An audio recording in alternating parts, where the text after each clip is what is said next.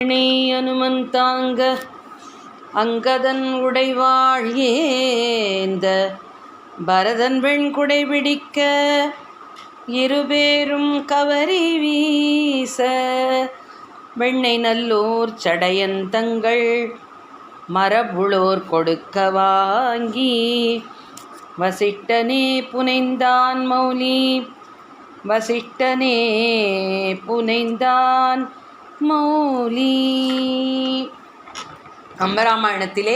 ராமாயணத்தில் வரும் பட்டாபிஷேக காட்சி மங்களகரமான கம்பருடைய இந்த பாடலுடன் நாம் இன்றைய ஒலிப்பதிவை துவங்குகிறோம்.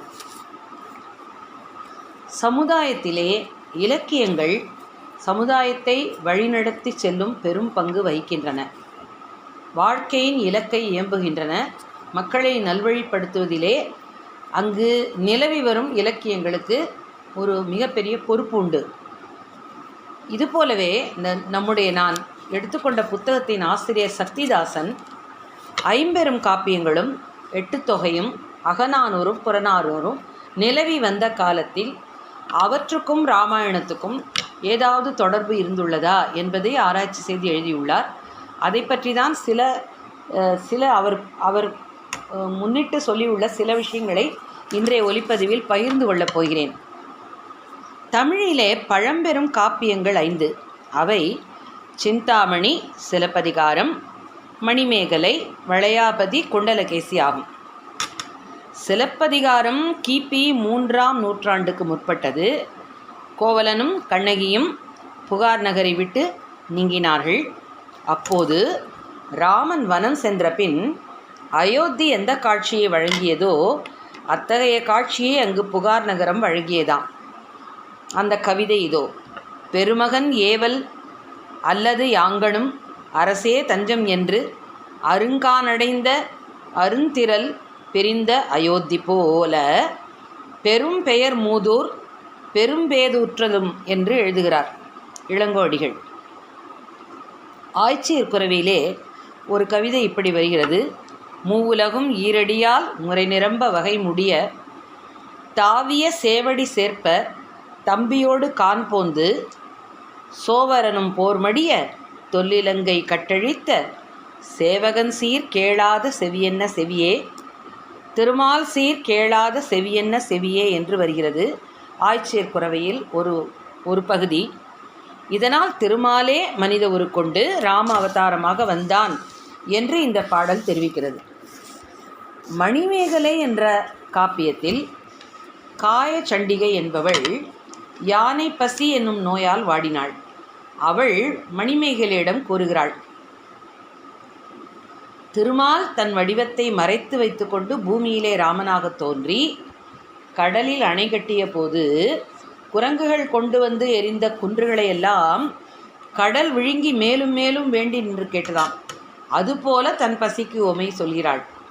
அந்த கவிதை: நெடியோன் மயங்கி நிலமிசை தோன்றி அடலரு முன்னீர் அடைத்த ஞான்று குரங்கு கொணர்ந்து எரிந்த நெடுமலையெல்லாம் அணங்குடை அனங்கர் வயிறு புக்கு ஆங்கு என்று அந்த தோழி பாடுகிறாள். இந்த 2 காப்பியங்களுமே 3ஆம் நூற்றாண்டுக்கு முற்பட்டவை. சங்க இலக்கியத்திலே ஒன்று 8 தொகை நூல்கள்: நற்றிணை, குறுந்தொகை, ஐங்குறுநூறு, ஒத்த 10, ஓங்கு பரிபாடல், கற்றறிந்தார் ஏத்தும் கலியே, அகம், புறம் என்று இத்திரத்து 8 தொகை என்று அந்த 8 தொகையிலுள்ள நூல்களை வரிசைப்படுத்தி காட்டுகிறது இந்த பாடல்.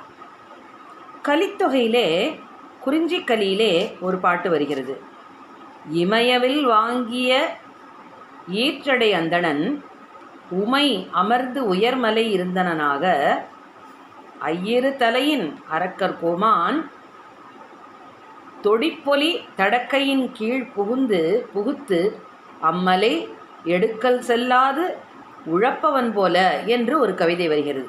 இதன் அர்த்தம் என்னவென்றால், மலையிலே பூத்து குலுங்கும் வேங்கை மரங்களை பார்த்து அதை வேங்கை என்று நினைத்து ஒரு மத யானை மரத்தை போய் கோபத்தில் முட்டுகிறது. கொம்புகள் மரத்திலே பதிந்துவிட்டது. அதை மீட்க முடியாமல் மத யானை ஓலமிட்டு அலறுகிறது. இதை கண்ட கவிஞர் ராவணனை நினைத்து கொண்டு சொல்கிறார், ராவணன் என்ன செய்தான்? கைலங்கிரியை பெயர்க்க விரும்பினான். 10 தலை ராவணன் 20 கைகளையும் கைலங்கிரி அடியிலே கையை கொடுத்து பெயர்க்க முயன்றான். கை சிக்கிவிட்டது மலை அடியிலேயே. கை நசுங்கியது, வலி தாங்காமல் ஓலமிட்டான். அதற்கு ஓமையாகத்தான் இப்படி பாடுகிறார். இதை பாடியவர் கபிலர். இன்னொரு இலக்கியம் புறநானூறு. கடும் தெறல் ராமன் உடன் புனர் சீதையை வலித்தகை அரக்கன் வவ்விய ஞான்றை நிலஞ்சேர் மதரணி கண்ட குரங்கின் செம்முகப் பெரும் கிளையிழை பொலிந்தாங்கு அரா அவர் நகை இனிது பெற்றுகுமே என்று எழுதுகிறார். பசுங்குடையார் என்ற ஒரு புலவர் இளஞ்சென்னி என்னும் சோழ அரசனை புகழ்ந்து பாடினார். அரசன் சில அணிகளை பரிசாக வழங்கினான். அவர் வீட்டிலே போய் புலவர் இந்த கொடுத்த அணிகளை எல்லாம், அரசன் கொடுத்த அணிகளை எல்லாம் குழந்தைகளிடம் கொடுத்தாராம். குழந்தைகள் என்ன செய்தன தெரியுமா? எல்லா அணிகளையும் கீழே கொட்டின. காலுக்கிட வேண்டியதை கைக்கிட்டன, கைக்கிட வேண்டியதை காலுக்கிட்டன. இது எது போல் இருந்தது என்றால், ராவணன் சீதையை தூக்கிச் சென்ற போது அவள் தன் சில அணிகளையெல்லாம் மூட்டையாக கட்டி கீழே போட்டாளாம். அது ரிஷிமுக பருவத்திலே குரங்குகள் நடுவே விழுந்ததாம். குரங்குகள் அணிகளை எடுத்தன, கையில் இட வேண்டியவற்றை காலில் இட்டன, காலில் இட வேண்டியவற்றை கையில் இட்டனவாம். இப்படியெல்லாம் அணிந்து கொண்டு குதித்தன. இவ்வாறு சங்க இலக்கியம் சொல்கிறது. இதிலிருந்து என்ன தெரிகிறது நமக்கு? கம்பருக்கு பல நூறு ஆண்டுகள் முந்தின காலத்திலேயே தமிழ் மக்கள் அறிந்த ஒன்று. அத்தகைய ராமகாதைக்கு காவிய வடிவம் தந்து கம்பர் சக்கரவர்த்தி என்று புகழ் பெற்றார். கம்பர் தமிழ் மக்களிடையே நீண்ட நெடுங்காலமாக கதையாகவே வழங்கி வந்த ராமகதையை எடுத்துக்கொண்டார். வால்மீகியை தழுவிக்கொண்டார். தன் கற்பனையில் தோன்றியவற்றையெல்லாம் அழகான கவிதை நடையில் சந்தமிகு தமிழில் எடுத்துரைத்திருக்கிறார். சரி, இந்த கம்பர் யார்? அவர் எங்கு பிறந்தார்? அவருடைய பின்னணி என்ன என்று அவருடைய வாழ்க்கை வரலாறு எல்லாம் நாளைக்கு தொடர்வோம். நாடிய பொருள் கை கூடும், ஞானமும் புகழும் உண்டாம், வீடியல் வலியதாக்கும், வேரியங்கமலை நோக்கும், நீடிய அரக்கர் சேனை நீர் பட்டழிய வாகை, சூடிய சிலைராமன் தோள்வலி கூறுவோர்க்கே, சூடிய சிலைராமன் தோள்வலி கூறுவோர்க்கே, நன்மையும் செல்வமும் நாளும் நல்குமே, திண்மையும் பாவமும் சிதைந்து தேயுமே, ஜன்மமும் மரணமும் இன்றி தீருமே, இம்மையே ராமா ராமா ராமா என்றிரண்டெழுத்தினால், இம்மையே ராமா என்றிரண்டெழுத்தினால்.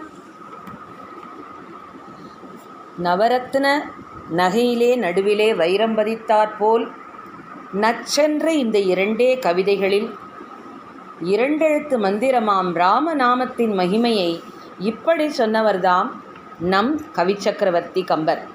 இதை பார்க்கும் பொழுது அஷ்டாட்சர மந்திரத்தின் பெருமையை திருமங்கையாழ்வார் பாடிய பாடல் வாடினேன் வாடி அது ஞாபகத்துக்கு வருகிறது. அதனுடைய இசை வடிவையும் பார்ப்போம். வாடினேன் வாடி வருந்தினேன் மனத்தால் பெருந்துயர் இடும்பையில் பிறந்து, கூடினேன் கூடி இளையவர் தம்மோடு அவர் தரும் கலவியே கருதி ஓடினேன் ஓடி உய்வதோர் பொருளால் உணர்வெனும் பெரும் பதம் தெளிந்து நாடினேன் நாடி நான் கண்டு கொண்டேன் நாராயணா என்னும் நாமம் நாராயணா என்னும் நாமம். இப்படி திருமாலின் அவதாரமான ராமனின் கதையை செந்தமிழில் நமக்கு வடித்து கொடுத்தவர்தான் கவிச்சக்கரவர்த்தி கம்பர். வாழ்க்கை வரலாறு கொஞ்சம் பார்ப்போம். கம்பர் என்பது இயற்பெயர்தான். கம்பர் என்பது திருமால் தான். பிரகலாதனுக்காக அருள வேண்டி நரசிம்மாவதாரம் எடுத்தார் அல்லவா? அப்போது கம்பத்திலிருந்து தானே தோன்றினார் நரசிம்மர். ஆகவே கம்பர் என்பது நரசிம்ம சுவாமிக்குரிய தமிழ் பெயர்தான். 9ஆம் நூற்றாண்டிலே காஞ்சியை ஆண்ட பல்லவன் நந்திவர்மன். இவனுடைய அதிகாரி ஒருவர் இருந்தார். அவர் பெயர் கம்பநாராயண். கம்பவர்மன் என்றொருவன் நந்திவர்ம பல்லவனின் 2வது மகனாக இருந்தான். கம்பர் பிறந்த ஊர் எது? தஞ்சை ஜில்லாவிலே தேரெழுந்தூர் என்று வழங்கப்படும் திருவெழுந்தூரே கம்பருடைய ஊராகும். கம்பன் பிறந்த ஊர், காவேரி தங்கும் ஊர், கும்பமுனி சாபம் குலைந்த ஊர், செம்பதும தாதகத்து நான்முகனும் தாதையும் தேடி காணா ஓதகத்தார் வாழும் அழுந்தூர் என்று அந்த ஊரின் புகழை பாடுகிறது ஒரு பாடல்.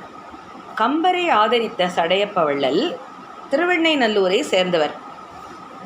தென்னார்காடு ஜில்லாவிலே இருக்கிறது ஒரு திருவெண்ணைநல்லூர். சுந்தரமூர்த்தி நாயனார் பாடல் புகழ் பெற்றது. பெண்ணையாற்றின் கரையிலே உள்ளது.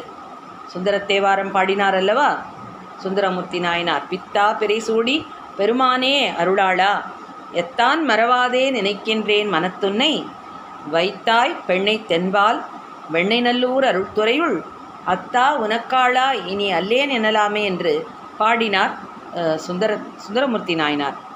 இவர் கம்பருக்கு முன்னாலேயே பிறந்தவர். கம்பருடைய காலம், கம்பர் வாழ்ந்த காலம் கிபி 12ஆம் நூற்றாண்டு. ஆவின் கொடைச்சரகர் 1100 ஒழித்து தேவன் திருவெழுந்தூர் நன்னாட்டு மூவலூர் சீரார் குணாதித்தன் சேய் அமைய பாடினான் காரார் காகுத்தன் கதை. கம்பர் பாடி முடித்த காலம் கிபி 1178. காக்கத்திய அரசன் பிரதாபருத்ரனை பாராட்டி கம்பர் பாடிய பாடல். அவனி முழுதுண்டும் ஐராபதத்துன் பவனி தொழுவார் படுத்தும் புவனி உருத்திரா உன்னுடைய ஓரங்கல் நாட்டில் குருத்திரா வாழைக்குழாம் என்று கம்பர் பாடுகிறார். கம்பர் மீது சினம் கொண்ட சோழ அரசன் சபையிலிருந்து கம்பரை விரட்டி விட்டான். கம்பரும் வெளியேறி பிரதாபருத்ரன் சபையிலே இருந்தார். போற்றினும் போற்றுவர், பொருள் கொடாவிழில் தூற்றினும் தூற்றுவர், சொன்ன சொற்களை மாற்றினும் மாற்றுவர், வன்கணாளர்கள் கூற்றினும் பாவலர் கொடியவரே என்றான் அந்த சோழன். அதற்கு பதில் சொன்னார் கம்பர், மன்னவனும் நீயோ, வளநாடும் உனதோ, உன்னை அறிந்தோ தமிழை ஓதினேன், என்னை விரைந்து ஏற்றுக்கொள்ளாத வேந்துண்டோ, உண்டோ குரங்கேற்றுக்கொள்ளாத கொம்பு என்று பாடிவிட்டு போய்விட்டார். சில காலம் சென்ற பின் மீண்டும் திருவெண்ணைநல்லூர் சடையப்பரின் ஆதரவோடு ராமாயணம் பாடி முடித்தார் என்று செவிவழி செய்தி நமக்கு கிடைத்திருக்கிறது. சரி, கம்பர் ராமாயணம் பாடியது எப்படி என்றால், நம் நாட்டிலே ஊரிலே எவ்வளவோ கதைகள் இருக்க கம்பர் ராமாயணத்தை தேர்ந்தெடுத்து கொண்டது எப்படி? கம்பர் தான் விளக்குகிறார் அதையும். ஆசை பற்றி அலையலுற்றேன், பற்று இக்காசியில் கொற்றத்து ராமன் கதை அரோ, ஆசை கொண்டதால் இந்த ராமன் கதையை சொல்ல முற்பட்டேன் என்கிறார். என்ன ஆசை அது என்றால், இந்த ராம கதையை உலகத்துக்கு சொல்ல வேண்டும் என்ற ஆசை. அந்த ஆசை எப்படி வந்தது? மாசற்றதோர் அரசியல் குற்றம் சிறிதும் இல்லாத ஒரு ஆட்சி ராமனது ஆட்சி. அத்தகைய உன்னத லட்சியவாதியாகிய ராமனின் உயரியதான ஒழுக்கம் கண்டு தன் சிந்தையை பறிகொடுத்தவன் கம்பன். திருவிடை மன்னரை காணில் திருமாலை கண்டேன் என்று விழுமிய கருத்தில் ஈடுபட்டான் கம்பன். இதை எல்லாருக்கும் பகிர்ந்து கொள்ளவே ஆசைப்பட்டார் கம்பன். கம்பன் சொல்கிறார், வையம் என்னை இகழவும் மாசெனக்கு எய்தவும் இது இயம்புவது யாதெனில் பொய்யில் கேள்வி புலமையினோர் புகழ் தெய்வமாக்கதை மாட்சி தெரிவிக்கவே என்று தன்னுடைய விருப்பத்தை தெரிவிக்கிறார். இந்த தெய்வப் பெருங்கதையின் பெருமையை, உயர்வை உலகுக்கு தெரிவிக்கத்தான் கம்பன் ராமகதையை பாடினார்.